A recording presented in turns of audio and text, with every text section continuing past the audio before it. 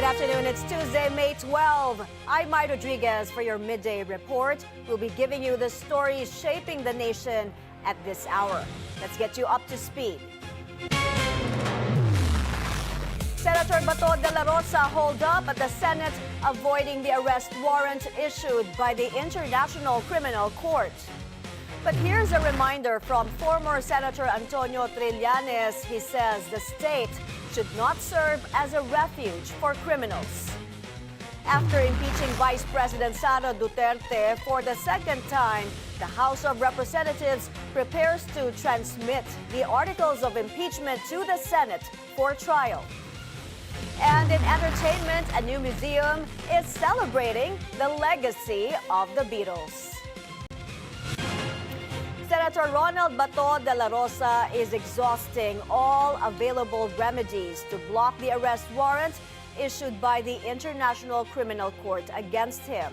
Hannah T joins us live from the Senate. Hannah, what is his plan now? And upon talking to Senator Bato, did he say where he was the whole time that he was absent from the Senate? Mai, Luzon, Visayas, Mindanao. That was Senator Bato de la Rosa's response when asked where he had been in hiding in the recent months and following the ICC case or development which surfaced yesterday. And de la Rosa said he never left Philippine jurisdiction, adding that he would live and die in this country as he continues to stay inside the Senate complex while waiting for the Supreme Court's action on the petitions filed by his camp. The former PNP chief said he hopes that the High Court would issue a temporary restraining order while his legal team continues to exhaust all available legal remedies against the possible enforcement of the ICC warrant. His camp earlier announced that they will file a petition before the Supreme Court to seek issuance of a writ of amparo and writ of habeas corpus to block the possible implementation of the ICC warrant. Despite the developments, Mai de la Rosa said he would still attend Senate sessions starting today, explaining that he felt obligated to show up after facing criticism over his absences. De la Rosa also revealed that he stopped claiming his salary for the past few months, saying he felt ashamed to receive pay while not reporting to work, with some of the funds claimed by his staff allegedly being used for charity.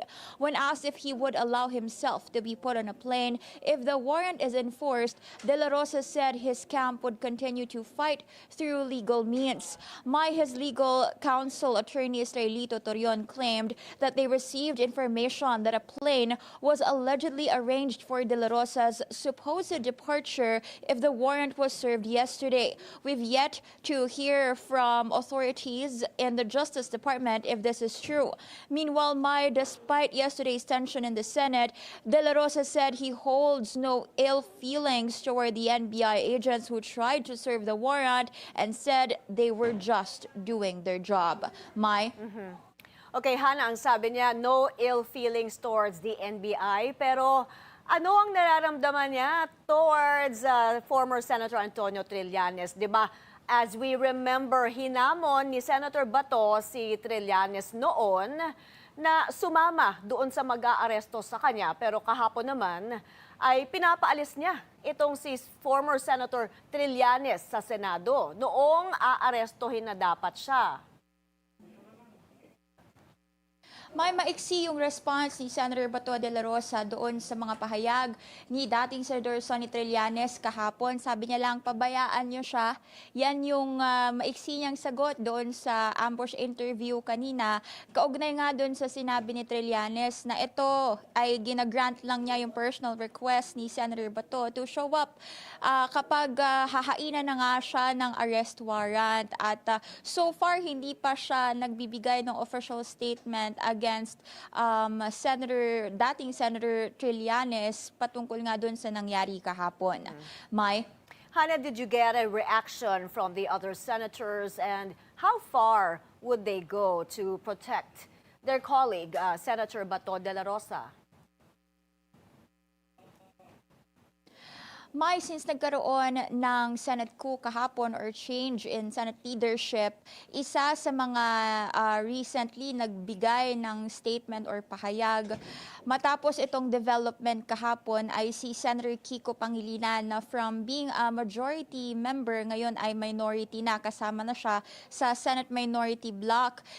Sa isang Facebook post, sinabi niya, "This is just a temporary setback," at sinabi niya na we did not give up in previous battles when the odds were far greater and yet we prevailed and we certainly will not give up now. At pahuling pahayag ni Pangilinan, sinabi niya na wala raw bibitiw at tuloy lang daw ang laban. Now we've yet to hear from other senators, pero kanina nakausap din natin itong si Senator Robin Padilla na ngayon ay nasa majority block na, at apparently kasama niya itong si Senator Bato de la Rosa na nag-overnight doon sa opisina ni Senator Jinggoy Estrada, at nag-usap lang daw sila kung ano ba yung mga nangyari kay Senator Bato the past few months, at on the part of how far the Senate can go when it comes to protecting Senator Bato.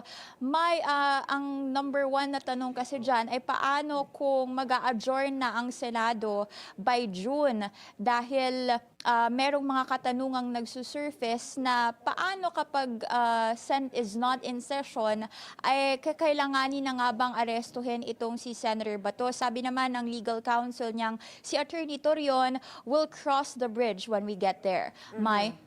Okay, pumunta tayo doon sa Senate coup na nangyari kahapon. Alam ko lahat tayo naghihintay doon sa reaksyon ni former SP Tito Soto. Pero nakausap niyo ba si Senator Loren Legarda na siya ang who jumped ship, kumbaga, no, kahapon and cast her vote for Senator Alan Peter Cayetano? May si Senator Loren Legarda ang bagong Senate President pro tempore, or basically that's Vice President of the Senate. Kanina nakasalubong natin siya at paakyat siya doon sa 6th floor nitong Senate building. Maiksi lang yung naging pahayag niya. Sinabi niya there's lots of work to do, and she refused to answer kung bakit napag-isipan niyang lumipat mula doon sa grupo ni dating Senate President Tito Soto at bumoto nga in favor of Senator Alan Peter Cayetano as the new Senate President. At itong leadership shake-up kasi na ito kahapon, Mai, this is a major political pivot for Legarda dahil inalign niya nga yung sarili niya kay Cayetano despite doon sa naunang pahayag ni dating Senate President Soto na offer to eventually hand her the Senate presidency bago matapos yung termino niya by 2028. At kahapon, kung matatandaan natin, itong Senate leadership ay sinundan niya na ang all posts were declared vacant at nagkaroon ng reorganization nga dito sa higher chamber. At ito ay nagresulta sa 13-9-2 na boto in favor of newly seated Senate President Alan Peter Cayetano. Mai? A lot of political maneuverings behind the scenes at nagulat nga tayong lahat. Hana, huling tanong na lang because we're running out of time. Doon naman tayo sa impeachment. With a sudden leadership change in the Senate, would they be able to come up with the numbers to impeach VP Sara Duterte? At magagawa ba nila yung forthwith na sinabi noon ni former SP Tito Soto? May nag-commit si Senate President Alan Peter Cayetano na it is the constitutional mandate of the Senate to forthwith convene as an impeachment court once they receive the articles of impeachment. Basically, meron siyang parehong pahayag kay dating Senate President Tito Soto na agarang mag-convene bilang impeachment court dahil mandato yan ng higher chamber. Pero when it comes to starting the impeachment trial itself of the VP, sinabi nila na susundan nila ang legal processes at ang mahalaga raw ay lumabas ang katotohanan kung magkakaroon nga ng paglilitis. So yan yung aantabayanan natin dahil sa ngayon, base doon sa numero ng Senate Majority, karamihan sa mga ito ay kilala natin bilang mga Duterte ally. Mai? Aabangan natin yan. Maraming salamat, Hannah T. reporting live from the Senate. Former Senator Antonio Sonny Trillanes reminding the government that the state should not serve as a refuge for political criminals. This comes after authorities failed to arrest Senator Bato de la Rosa based on the warrant issued by the International Criminal Court. Speaking to BNC's memo, he explains that constitutional protection is limited to crimes punishable by 6 years or below, whereas Senator Bato's case is for life imprisonment. Ano na po ang estado ng arrest warrant? Base po ang dun sa mga nasaksihan ko kahapon, nagpasya po yung NBI na mag-stand down para mag-de-escalate yung situation dahil at ano po, no? Bibigyan nila ng tamang panahon na maisip ni Senator Cayetano na mali yung ginagawa niya. Paano pong mali? I mean, illegal or immoral? Yes, ano po? Dahil ganito po, no? Hindi po pwedeng maging refuge ng mga international criminal ang Estado. At ang constitutional protection po na pinoprovide sa mga senador while in session are only for crimes na napipinalize ng 6 years or below. Ito pong krimen ni Bato de la Rosa ay life imprisonment po yan. Tama po. Trillanes also asserts that Senate President Alan Peter Cayetano has no legal basis to forbid authorities from arresting Senator De La Rosa in the middle of Senate sessions. He compares this with former President Rodrigo Duterte's arrest, wherein the Supreme Court did not consider the arrest as unconstitutional or illegal. Let's go to the House of Representatives where there were no surprises. The House voted 257 to 25 with 9 abstentions to approve the articles of impeachment against Vice President Sara Duterte. But with a surprise leadership change at the Senate, many lawmakers are now imploring senators to do their job. Alamin natin ang latest sa House mula kay Isaiah Mirafuentes, live mula sa Batasang Pambansa. Isaiah, natabunan na nga ang House kahapon sa mga kaganapan sa Senado. Ano ang reaksyon dyan? Yes, may tama ka nga dyan. Dito kahapon, naganap sa House of Representatives ang botohan kaugnay sa impeachment laban kay Vice President Sara Duterte. At tama ka rin, Mai, tila natabunan ito ng nangyaring kudita sa Senado. Kaya ngayon, ang hamon ng mga mamabatas, tuparin ng mga senador ang mandato sa kanila kaugnay sa impeachment.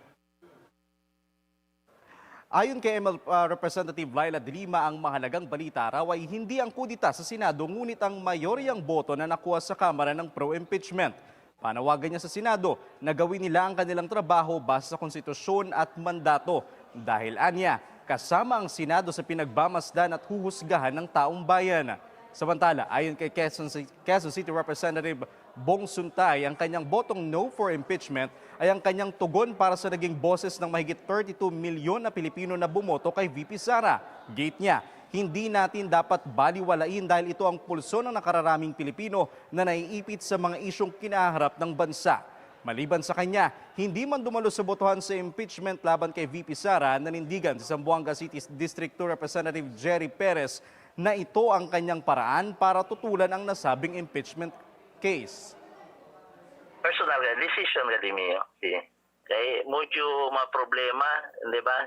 Time del kilo, flood control, talya, hindi pa tapos kita regla.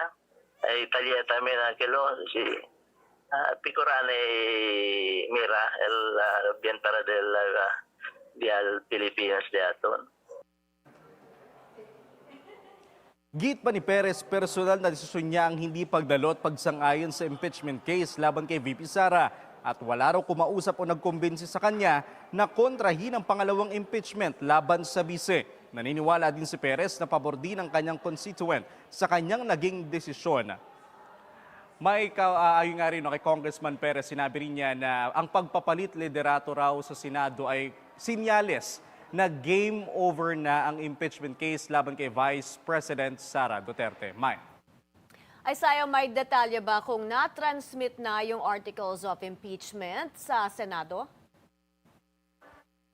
May kahapon bago matapos ang sesyon dito sa House of Representatives, inendorso ang articles of impeachment sa Office of the Secretary General na silang naka-assign para i-transmit itong articles of impeachment. Until now, nananatili ito dito sa House of Representatives.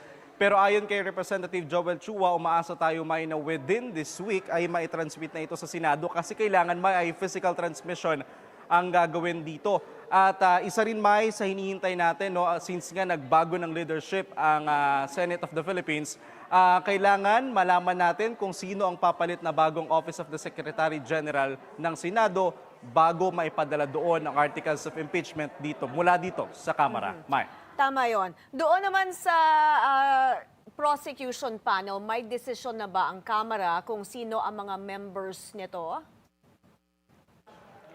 Yan ang inaasahan natin, Mai, within this week. So there is a possibility no, na magyari ang motion regarding doon nga sa mga prosecutor panel mamaya sa sesyon sa Kamara at around 3 p.m. Kung hindi man ngayong araw, posible yan ay mapag-usapan na nila bukas. Pero ayon, Mai, kay Representative Jervy Luistro na siyang namuno sa House Committee on Justice, meron na siyang mga suggestion o mga pangalan na ibinigay sa atin kung sino yung pipiliin niya na maging prosecutor panel. May ayon nga kay Representative Luistro, ang kabilang dyan ay si Manila Representative Joel Chua, si Congresswoman Bel Zamora, Congressman Terry Ridon, Congressman Kit Flores, Congressman Rog Gutierrez, Congressman Lawrence Defensor at kasama rin sila Congresswoman Laila De Lima at Congressman Chel Jokno. But until this time, yun ay mga suggestion pa lang ni Representative Luistro, but we will still wait sa pinakahuling desisyon ng House of Representatives regarding that. Mai. Maraming salamat, Isaiah Mirafuentes, nag-uulat ng live mula sa Batasang Pambansa. Vice President Sara Duterte's camp says they have no plans to file a motion to dismiss the impeachment complaint before the Supreme Court. On BNC's The Spokes, attorney Michael Poa, spokesperson for the Vice President's defense team, said they are prepared to face the trial and will file the necessary responsive pleadings at the proper time. He also stressed that resignation is not an option for the Vice President. Wala pa kaming napag-usapan on motion to dismiss, no? And again, I cannot disclose syempre kung anong gagawin namin, but we will definitely file a responsive pleading. Whatever that may be, siguro we'll find out na lang when we get to that point, no? Kasi alam naman natin yung proseso that the Senate will have to issue summons, and then we will have 10 days to file an answer, etc. So we will definitely file a responsive pleading. Navota City Representative Toby Chanco stresses the need for accountability. Chanco was among the 255 lawmakers who backed the impeachment complaint against the Vice President. On BNC's On Point, he says the Senate would be the proper venue for the Duterte camp to address the issues raised during House hearings, including questions surrounding the Vice President's SALN and alleged unexplained wealth. Ngayon, doon sa mga pagdinig, do may questions ako sa prosesong pinagdaanan, lumabas yung mga issues. Number one, yung SALN, yung hindi pagdeklara ng cash on hand at sinama doon sa others. No? So ito naman is not a finding of guilt, pero dapat nila ipaliwanag yun.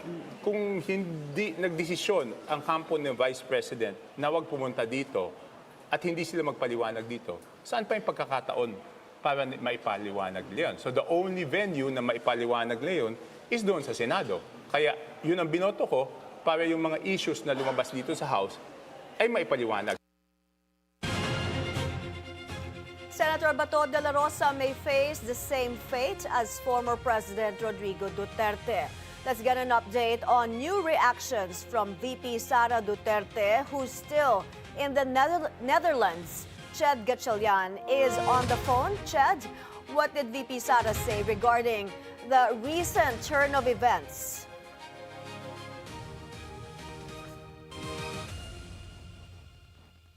Ched? All right, we'll try to go back to Ched Gatchalian once we fix that connection. Meanwhile, senators sitting as an impeachment court need just one article of impeachment to convict Vice President Sara Duterte. That's according to former lawmaker Neil Tupas, who was also the chief prosecutor in the impeachment trial of the late Supreme Court Chief Justice Renato Corona. In an interview on BNC's At the Forefront, Tupas said House prosecutors can have a strong case against the Vice President because they had a lot of time to prepare for the trial. You just need one article of impeachment to impeach, to convict. You don't have to present everything. And ang nangyari sa Corona impeachment, we decided na unahin na namin yung SALN.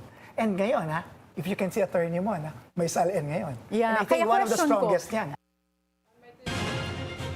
But both Tupas and Attorney Ramon Esguerra agree that a conviction at the Senate may face rough sailing now that the Vice President's allies are in the majority. Esguerra was defense counsel at the Corona impeachment trial. Even if before the change, Karen, I was already, this is just my guess, no? I was already saying that they cannot get the 16. So there will be no conviction. Leadership change, and lalong tingin ko, lalong mahirap ang conviction sa Senate. But of course, everything fluid. Pwedeng mag-change ang Senate kasi, since ang constituency niya is national. Public opinion matters a lot. Up next, DICT Secretary Henry Aguda denies reports that he resigned. Stay tuned to the Midday Report.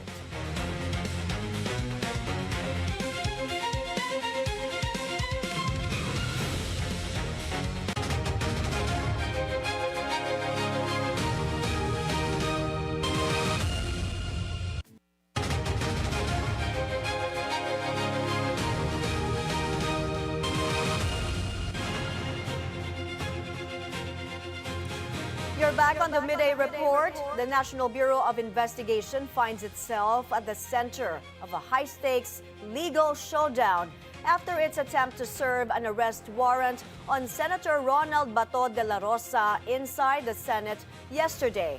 Andrea Salve is live from the NBI headquarters in Pasay. Andrea, what's the latest?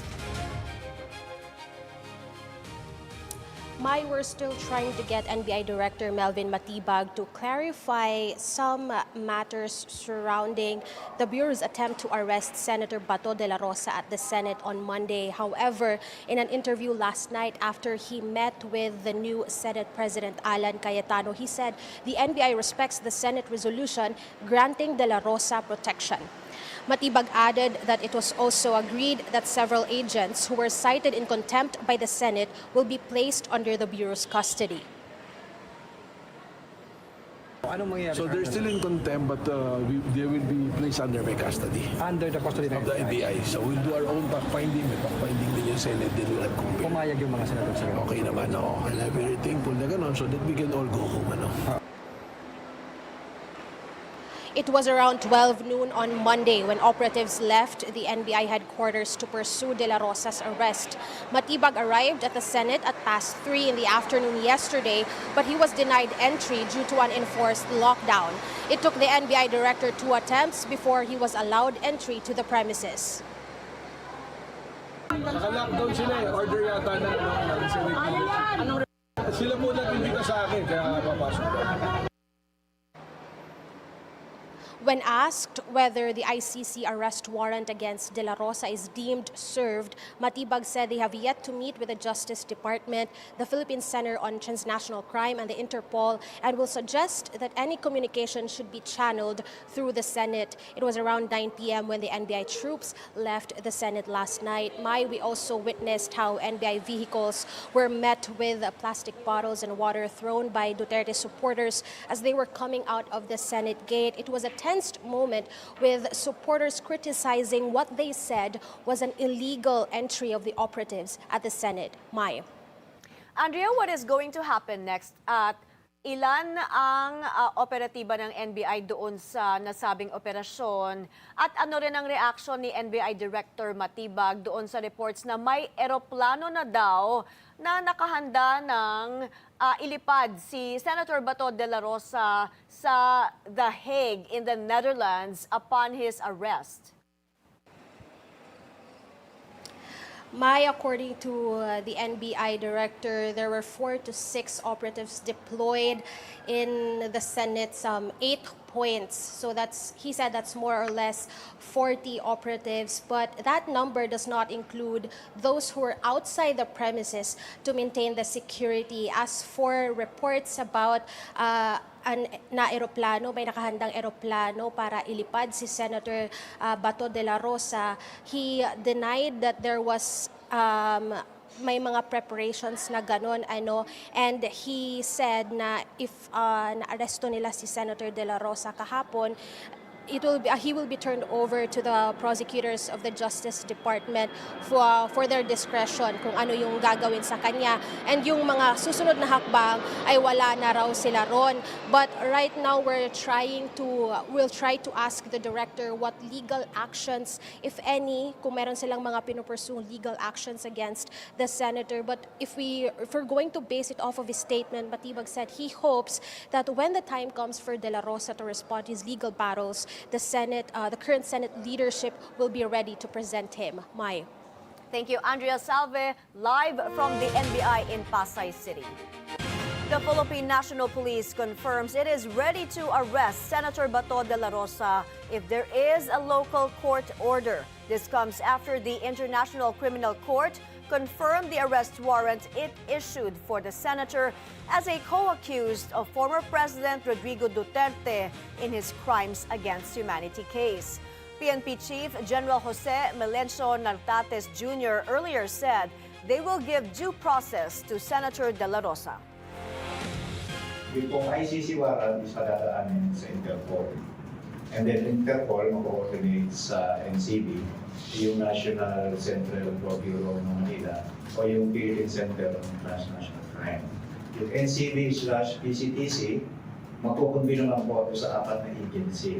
Ito po yung Department of Justice, Philippine National Police, National Bureau of Investigation, at Department of Foreign Affairs. Under the guidance din po ng DICT, kung saan pag-usapan po nila kung paano po i-implement ng Interpol Manila yung ICC warrant. Malacañang assures the public it will not intervene on the proceedings at the Senate amid the impending arrest of Senator Bato de la Rosa. Ivy Reyes joins us live from Malacañang for the details. Ivy, go ahead. Yes, Mai, after a Senate coup that placed a 3rd Senate president in just 2 years, Malacañang said the executive will not intervene with the processes of the upper chamber, including their position or stand on the warrant of arrest for Senator Ronald Bato de la Rosa. This after the Senate went on lockdown yesterday and placed De La Rosa under custody. On why former Senator Trillanes got hold of the warrant first before the government, the palace said this may be due to Trillanes being one of the petitioners in the drug war investigations. But Undersecretary Claire Castro confirmed the National Bureau of Investigation was given a copy. Other agencies, however, when asked yesterday, was not in the loop. This includes the Interior and Justice Departments. Meanwhile, Undersecretary Castro, speaking as a lawyer and not a palace press officer, clarified that the custodial power of the Senate to shield De La Rosa from any arrest does not supersede the working law in the Philippines, which says that any offense with a penalty exceeding 6 years cannot be exempt from a warrant, especially that that of the International Criminal Court. In essence, Castro echoes law experts who are affirming the validity of the arrest or the arrest warrant and the law enforcement's right to honor and enforce it. Mai on De La Rosa's appeal to the president for protection, Malacañang said he will be assured of protection according to the law. While Malacañang refused to comment on the timing of De La Rosa's appearance, which coincided with the coup yesterday, the palace hopes for De La Rosa to appear before the proper authorities every time he will be summoned to appear. After a series of commotion at the Senate yesterday, Malacañang said the supporters of the Duterte camp seemed to go against the values of Filipinos. This after NBI Director Attorney Matibag was shouted at or outside the Senate halls where Duterte allied supporters stood. Mai on the impeachment of the Vice President for a second time, Malacañang said they don't want to say that the administration is for holding the trial because it is Congress's job to carry out this process, but the palace said the VP's impeachment should not be exempt. And Malacañang also voiced a reminder for the Senate and its senators amid all these issues that senators should know their limits. Mai.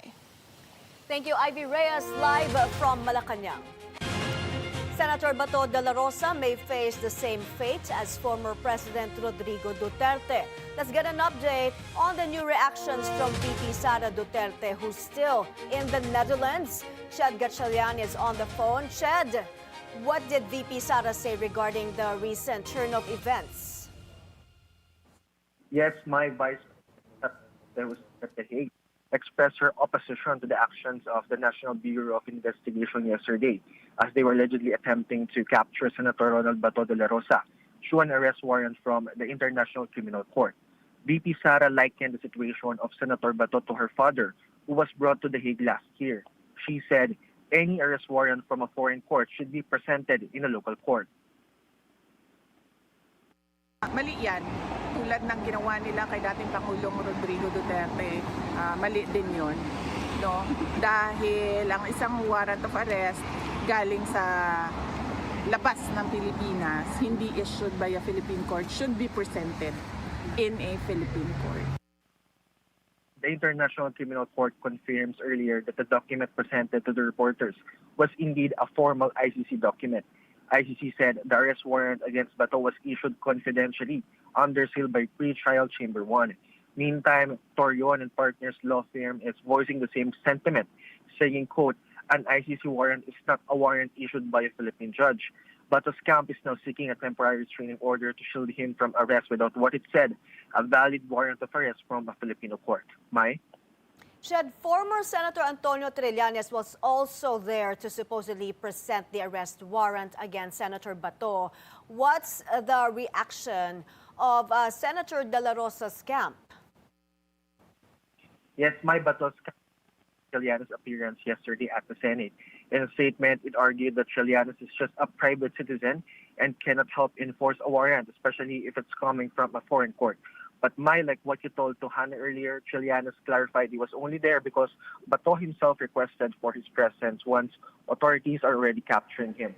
Trillanes was seen holding ICC arrest warrant yesterday, saying he himself had been arrested once in a set session. Bato's camp said the document that Trillanes showed does not have the mental force against Mai. Ched, what is the reaction of VP Sara to the recent shakeup at the Senate? My VP Sara says that whatever changes happen in the upper chamber, it's accordance to the sentiments of the majority of the lawmakers in the Senate. It's important to note, Mai, that while the articles of impeachment against VP Sara are about to be transmitted to the Senate, the new majority who will receive those articles of impeachment are mostly composed of what they call Duterte bloc senators. Mai? Thank you, Ched Gatchalian reporting. DICT Secretary Henry Aguda denies reports claiming he has resigned from his post. In a statement, Aguda said the Department of Information and Communications Technology remains steadfast in its efforts to combat disinformation, adding that the latest rumor is another example of how false narratives can be used to sow confusion and undermine public trust. Aguda also stressed that he continues to serve at the pleasure of the president and remains fully committed to carrying out the administration's mandate. Earlier reports claimed that Aguda had tendered his resignation on Monday. The DICT chief has faced several controversies since his appointment in March 2025, including allegations of bid rigging involving DICT projects. The Philippine Statistics Authority moves forward by digitalizing requests for important documents. Che Sulit is on the phone for the details. Che? Yes, Mai, Filipinos may soon experience a faster and more convenient way of processing civil registry documents. The Philippine Statistics Authority officially launches the Administrative Petition for Correction Automated System, or APCAS, a web-based platform designed to digitalize the processing of requests. The PSA says that this is part of the government's broader efforts toward digitalization. The system covers common requests such as corrections in birth dates, sex at birth, and other clerical errors, as well as changes in first names. The PSA admits that errors in civil registry documents remain a major challenge, with around 150,000 to 180,000 petitions for corrections filed every year. The agency says many of the correction requests involve records prepared decades ago, particularly in the 1960s and 1970s, when manual encoding and changes in naming practices were more common. With APCAS, the agency says the correction process can now be cut from 12 steps down to just 6. It also says that the turnaround time between the PSA and local civil registry offices can be reduced by as much as 80%. The system also allows better tracking, monitoring, and report generation, while improving data accuracy through digital processing. As of April 2026, the PSA says more than 5,900 petitions have already been processed through the platform. The agency adds that APCAS was developed internally using existing resources without a separate large-scale budget. Despite the digital platform, applicants will still need to visit their local civil registry office and submit supporting documents for verification. The PSA also assured that security features such as virtual private networks, or VPNs, and strict account monitoring are in place to protect sensitive data. That's the latest from my end. Back to you, Mai. Thank you, Che Sulit reporting.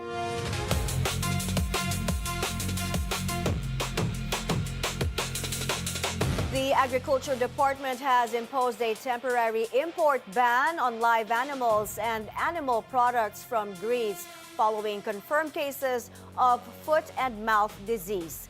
Agriculture Secretary Francisco Chu Laurel ordered the suspension of import clearances and tightened inspections at all ports of entry.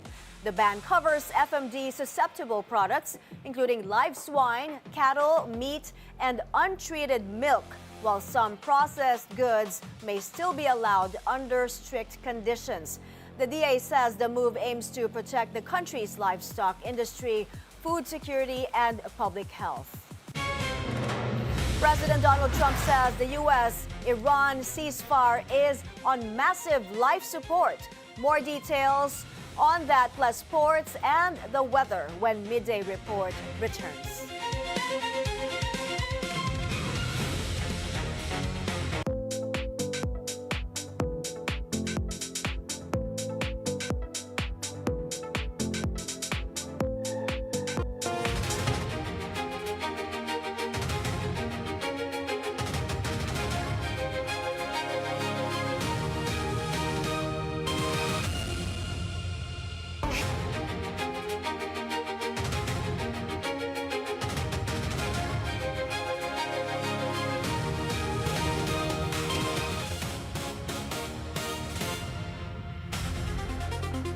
President Donald Trump says the U.S.-Iran ceasefire is on life support after rejecting Tehran's response to a U.S. peace proposal. Iran demanded an end to the war, compensation for damages, and the resumption of its oil sales. Tehran also emphasized its control over the Strait of Hormuz, where shipping traffic remains disrupted. The U.S. also imposed new sanctions targeting Iranian oil shipments to China. Firefighters continue to battle a large brush fire in the Florida Everglades for a second day. The fire has burned more than 7,000 acres in Broward County and is about 40% contained. That's the size of over 5,000 American football fields. Crews protected a mobile home community with about 650 homes as heavy smoke forced road closures. Forecasters said expected rain in the coming days could help slow the fire.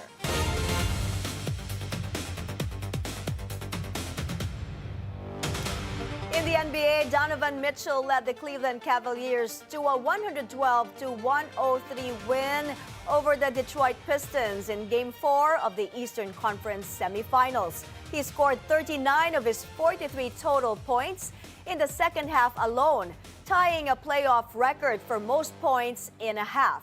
Cleveland also used a 24-0 run, spanning halftime to erase a deficit and take control of the game. It was the most consecutive points in a playoff game in franchise history. The win tied the best-of-7 series at 2-all. Game 5 will be on Wednesday in Detroit. After coming close to shocking the boxing world in his controversial title fight against Emmanuel Navarrete, Filipino contender Charlie Suarez is choosing to stay active instead of waiting for a rematch. It's a decision that could either strengthen his momentum or put his unbeaten record at risk. Anton Rojas has the story.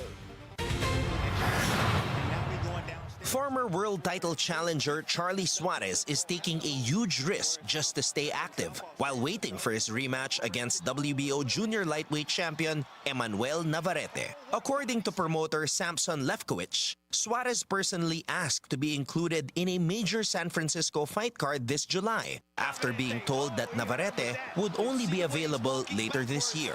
Lefkowitz said the unbeaten Filipino wants to avoid ring rust while waiting for his next world title opportunity. Suarez will face Manuel Avila on July 11 as part of the History in the Making World Championship boxing event at the San Francisco Civic Center. And he said, I take any chance. I said, if you lose the fight, you lose the opportunity to make more money and fight for the world title. He told me, nobody beat me. And I come from my family. I cannot be a show like this without a Filipino representation in San Francisco. Last week, the blockbuster card was officially launched aboard the Hornblower Hybrid New York yacht at Alcatraz Landing, hosted by boxing Hall of Famers Christy Martin and Jimmy Lennon Jr. Suarez last faced Navarrete in a controversial world title fight that was later ruled a no contest after video review. Anton Rojas, Bilyonaryo News Channel.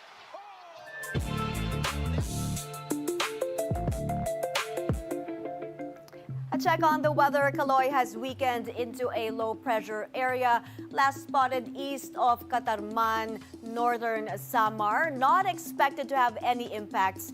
And there's also another LPA outside the Philippine area of responsibility. This is also not seen to directly affect the country. The prevailing system is the easterlies, bringing warm winds from the Pacific. Not much rain across Luzon, maybe just some light to moderate rains over Benguet Mountain Province, Nueva Vizcaya, and Pangasinan in the late afternoon or evening. Good weather as well for the Visayas. We're seeing only brief, spotty rains in Samar and in Negros. While in Mindanao, most of the rain is seen over the Zamboanga Peninsula, the Lanao provinces, Bukidnon as well, and South Cotabato. But that's mostly in the afternoon and evening, as you can see over here. But it's clear for most of the day. And because it's so hot, let's check the heat index forecast. Danger levels for some areas, particularly in Tuguegarao City in Cagayan, reaching 45 degrees Celsius, while it's seen to reach 44 degrees in other areas like Atiague, Isabela, Casiguran, Aurora, Camiling in Tarlac, San Jose, Occidental Mindoro, and Cuyo, Palawan. While at the Science Garden in Quezon City, it will be at 41 degrees Celsius. That's how skies are shaping up. Stay hydrated and stay in the shade.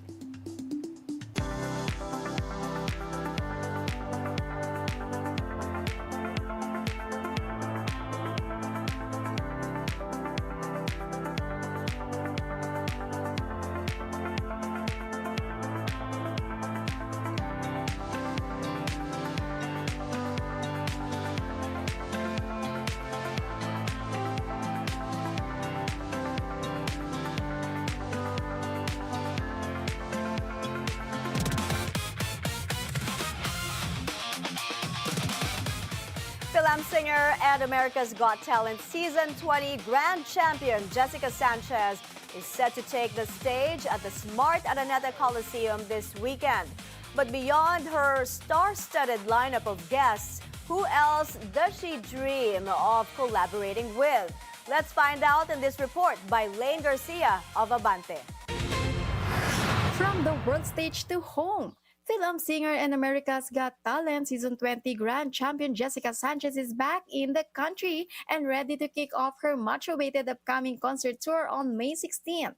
The Jessica Sanchez live in Manila at the Smart Araneta Coliseum.